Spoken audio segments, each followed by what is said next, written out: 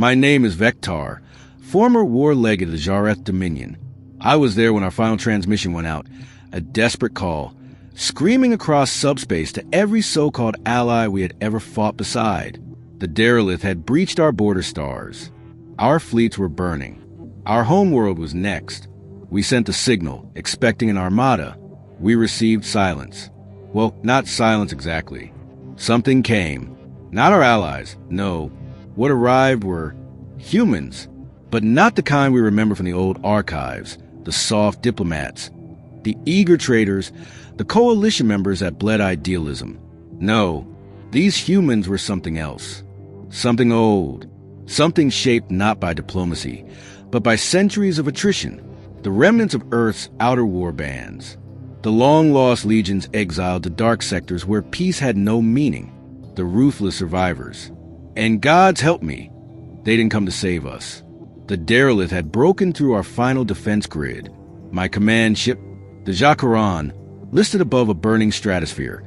Shield flares arcing across our hull like dying lightning.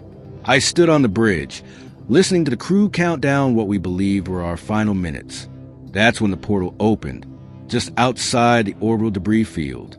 We thought it was a derelith trick at first, some new terror emerging, but then the signal arrived. Shortwave, brutally compressed. No encryption, just 6 words. You called. We heard. Stand clear.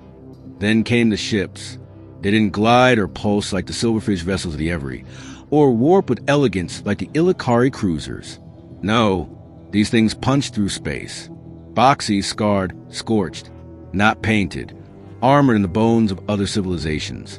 One was literally sheathed in what looked like plates of organic derelith plating, fused over carbon steel, and they came in silence.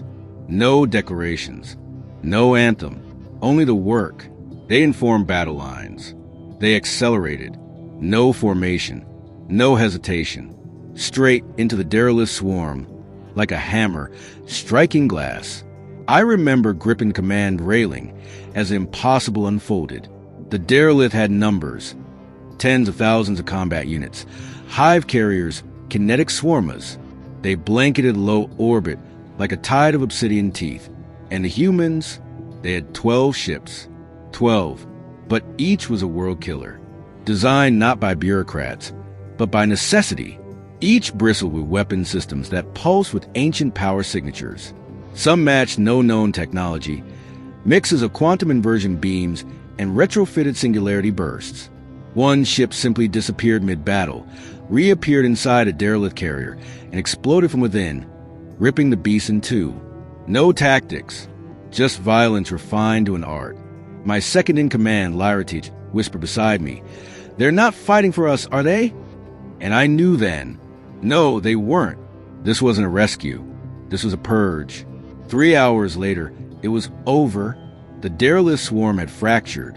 Their central mind shard was gone, pierced through by what the humans called a devastation lance, a weapon so terrible it inverted time around the target's neural core. The hive mind experienced its own death before impact. Even the derelith couldn't adapt to that. Our orbital scans showed debris. No derelith survivors. None. And the human fleet? They were already moving away. One transmission left behind. Don't thank us. Don't follow. Don't call again. We tried to hail them, to offer tribute, to understand. They cut the channel before we could finish.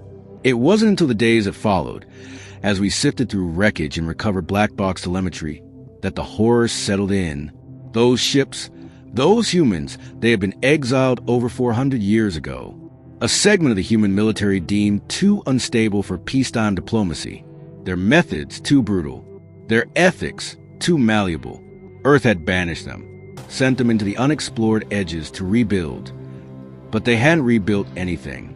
They had refined themselves. Through war, through pain, through extinction events we'd never cataloged. They had fought alone against empires we never met and survived. They didn't need us. They didn't want us. And when we begged for help, they came, not to ally, but to erase the problem, like sanitizing a plague.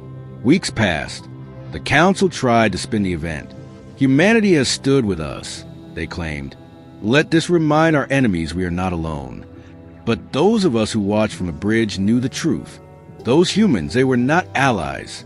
They were a warning of what becomes of a species pushed too far for too long. A species that doesn't break, but boils under pressure. That forgets kindness. That erases mercy. And I started my career mocking them, thought the myth. But now, I whisper their name when the stars shift too quietly. Because when the next war comes, it won't be the derelict I fear. It will be those ships in the dark, the ruthless ones, the survivors, the humans